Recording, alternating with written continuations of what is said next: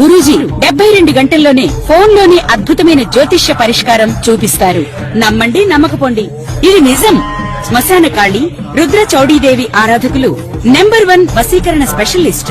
గురూజీ మనిషి పుట్టుక నుండి చనిపోయే వరకు వచ్చే అన్ని క్లిష్టమైన సమస్యలకు పరిష్కారం ఇక్కడ లభిస్తుంది. విద్య, ఉద్యోగం, వ్యవహారం, స్త్రీ ప్రేమ, పెళ్లి, సంతానం, స్త్రీ పురుష వశీకరణం, భూవశం, భార్యాభర్తల కలహాలు, కోర్టు సమస్యలు, విడాకుల సమస్యలు, చేతబడి, అప్పుల బాధ, ఇంకా మీకు ఎలాంటి సమస్యలు ఉన్నా 72 గంటల్లోనే శాశ్వత పరిష్కారం చేయబడును. శ్రీ గురుభ్యో నమః. హరి ఓం. శ్రీ మహాగణాధిపతయే నమః. శ్రీ మహాసరస్వత్యై నమః. శ్రీ గురుభ్యో నమః. హరి ఓం. తల్లి నిన్ను దలంచి పుస్తుకము చేతన్బూనితిన్, నీవు నాయుల్లంబందున నిల్చి జృంభణముగా నుక్తుల్ సుశబ్దంబు శోభిల్లన్ బల్కుమో, నాదువాకునను సంప్రీతిన్ జగన్మోహిని, పుల్లాబ్జాక్షి సరస్వతి భగవతి భారతి పూర్ణేందు బింబాననా.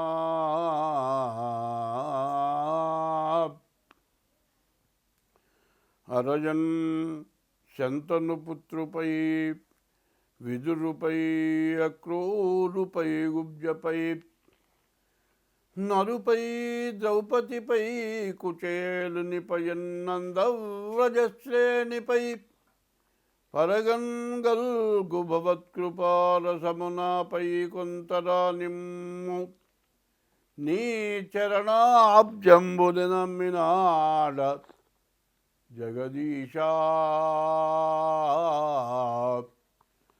కృష్ణ భక్త ప్రియా. ఈ విధంగా పంచాంగ శ్రవణం చేస్తే మనకు అంతా శుభం కలుగుతుంది. ఎటువంటి గ్రహస్థితులు బాగుండకపోయినా మనకు మేలు జరుగుతుంది. కాబట్టి ఈ రోజున ఈ సంవత్సరాది ఎప్పుడు 19/3/2026 అంటే 2026 సంవత్సరం మార్చి నెల 19వ తారీఖు గురువారం పరాభవనామ సంవత్సరం ప్రారంభమైంది. ఈ పరాభవనామ సంవత్సరంలో మరి నవగ్రహాలు 9 గ్రహాలు కూడా రాజ్య పరిపాలన చేస్తాయి. గురువారం రోజున పంచాంగం ప్రారంభమైంది కాబట్టి గురువు రాజు అయినాడు, కుజుడు మంత్రి అయినాడు, అట్లాగే సేనాధిపతి చంద్రుడు, సస్యాధిపతి శుక్రుడు, ధాన్యాధిపతి బుధుడు, అర్ఘ్యాధిపతి చంద్రుడు, మరి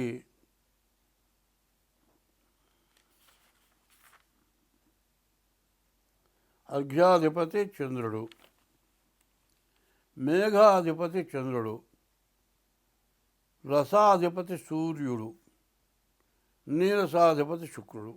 ఇట్లా 9 గ్రహాలకి 9 యొక్క స్థానాలు వచ్చినాయి. మరి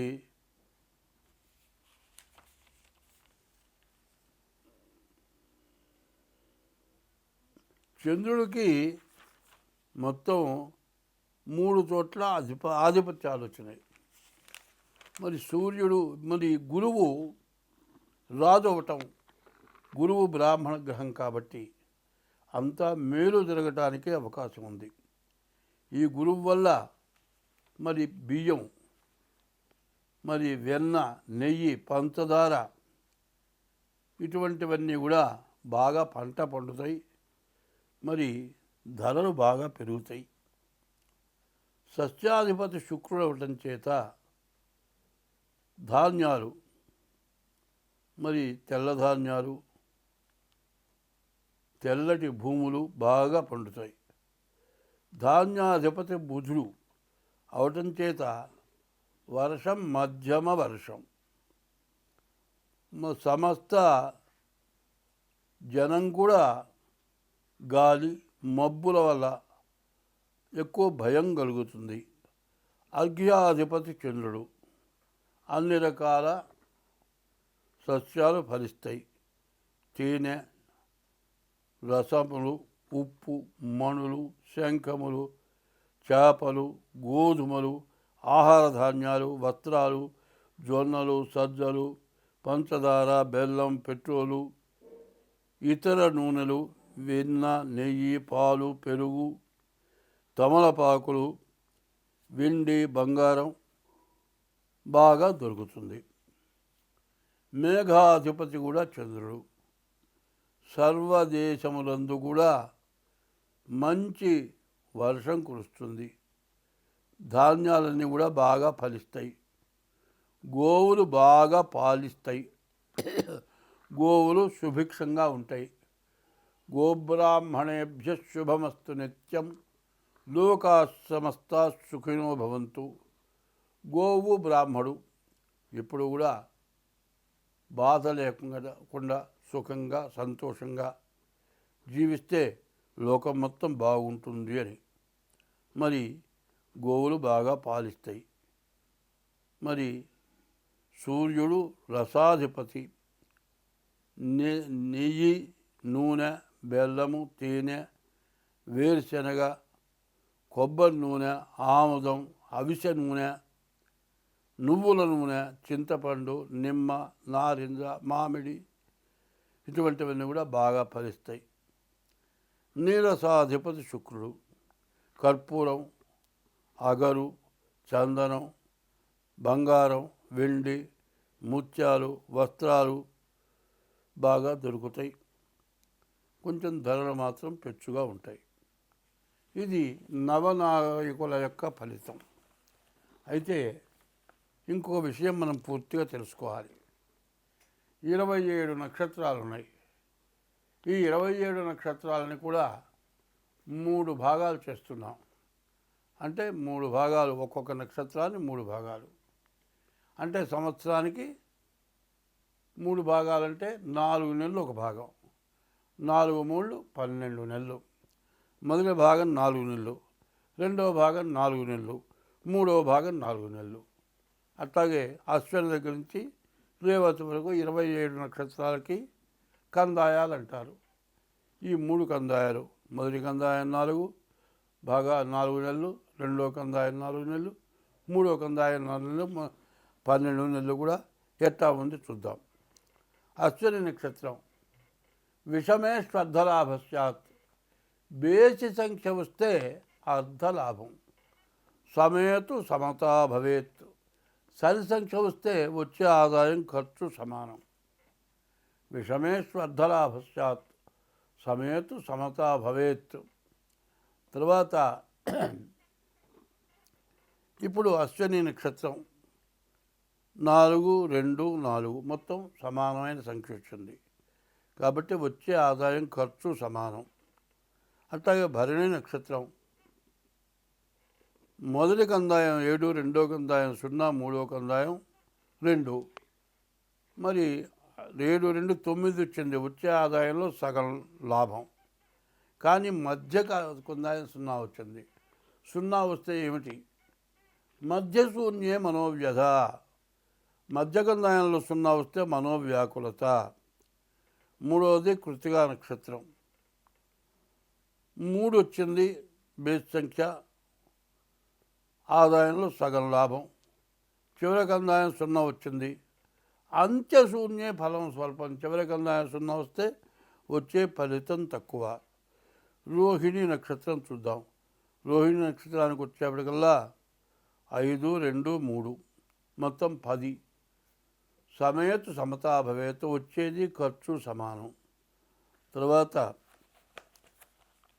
ఆర్ద్ర నక్షత్రం 3, 1, 4, 4, 8 మరి సమసంఖ్య వచ్చింది. ఈ సమసంఖ్య వచ్చే ఆదాయం ఖర్చు సమానం. పునర్వసు నక్షత్రం ఇది కూడా 10, 6, 2, 2 10 వచ్చింది. 6, 4, 10. ఈ 10 కూడా సమేతు సమతా భవేత్, వచ్చే ఆదాయం ఖర్చు సమానం. పుష్యమి 1 2 2, ఇది 5 వచ్చింది. ఇది బేసి సంఖ్య. మరి విషమే శ్రద్ధలాభశ్చాత్, మరి బేసి సంఖ్య వచ్చే ఆదాయంలో సగం మిగులుతుంది. ఆశ్లేష నక్షత్రం ఉంది. మొదటిది 4 2 1 3 3, మొత్తం 8. వచ్చే ఆదాయం ఖర్చు సమానం.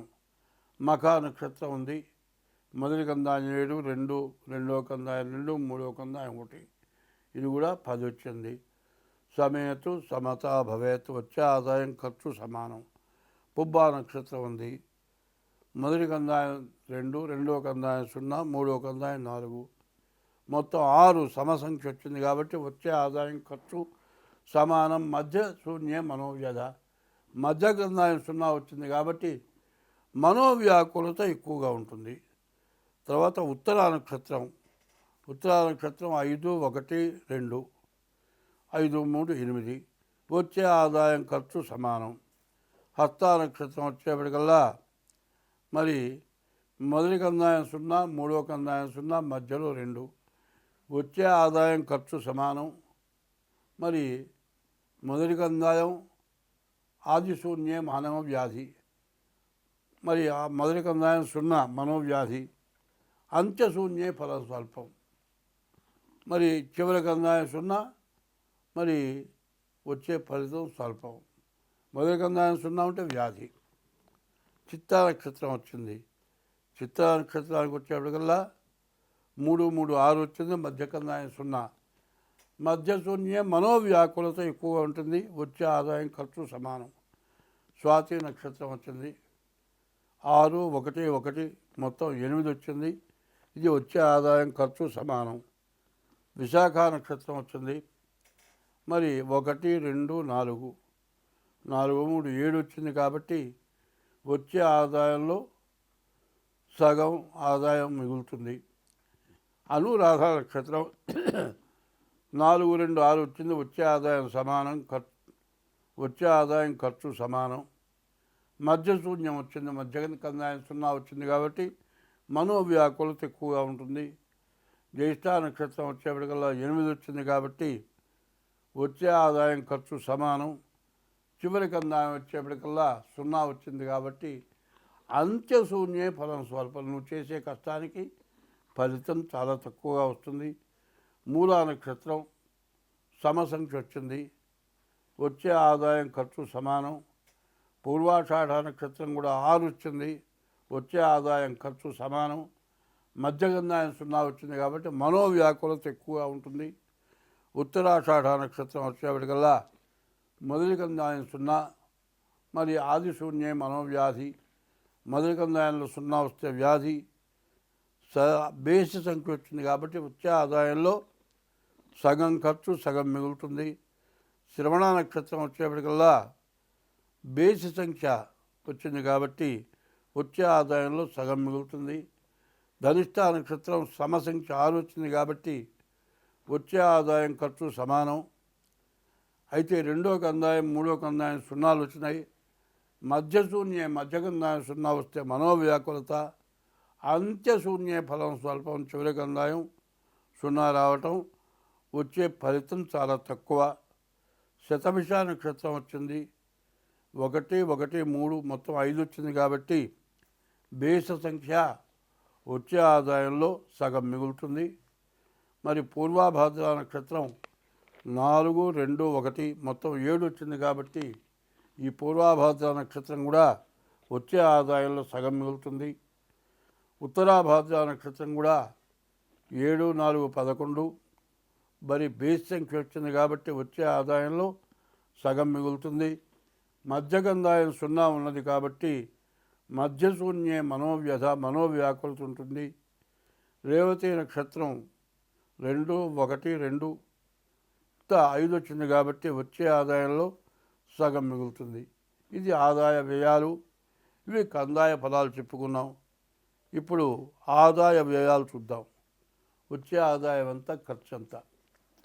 మేషరాశి వాళ్ళకి 11 ఆదాయం, 5 ఖర్చు, 6 మిగులుతుంది.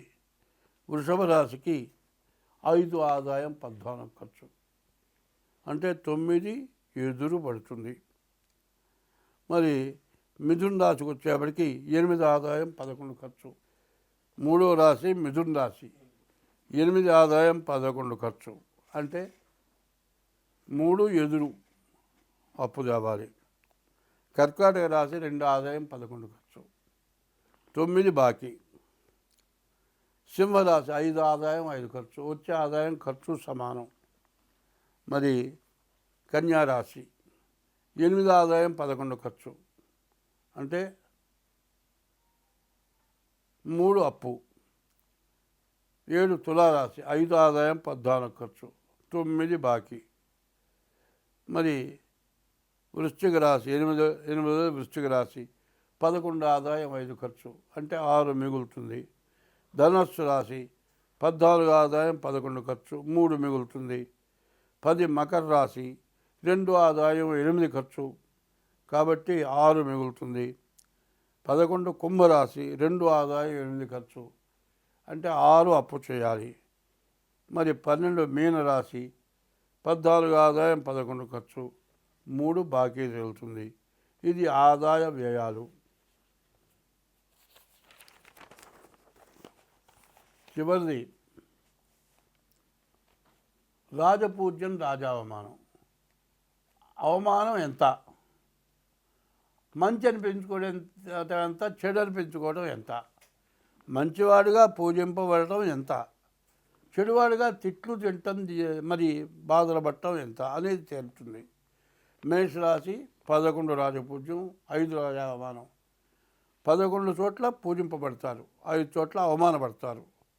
2 వృషభ రాశి 5 రాజపూజ్యం, 5 చోట్ల పూజింపబడతారు, 14 చోట్ల అవమానింపబడతారు. మిథున రాశి 8 చోట్ల పూజింపబడతారు, 11 చోట్ల మరి అవమానపడతారు. కర్కాటక రాశి 2 చోట్ల పూజింపబడతారు, 11 చోట్ల అవమానింపబడతారు.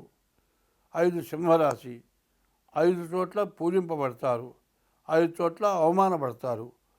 6 కన్యారాశి 8 చోట్ల పూజింపబడతారు, 11 చోట్ల అవమానపడతారు. 7వ రాశి తులారాశి, తులారాశికి 5 చోట్ల పూజింపబడతారు, 14 చోట్ల అవమానపడతారు. 8 వృశ్చిక రాశి 11 చోట్ల పూజింపబడతారు, 5 చోట్ల అవమానింపబడతారు. 9 ధనస్సు రాశి 14 చోట్ల పూజింపబడతారు, 11 చోట్ల అవమానింపబడతారు. 10 మకర రాశి 2 చోట్ల పూజింపబడతారు, 8 చోట్ల అవమానింపబడతారు. 11 కుంభరాశి 2 చోట్ల పూజింపబడతారు, 8 చోట్ల అవమానింపబడతారు. మీన రాశి 14 చోట్ల పూజింపబడతారు, 11 చోట్ల అవమానింపబడతారు.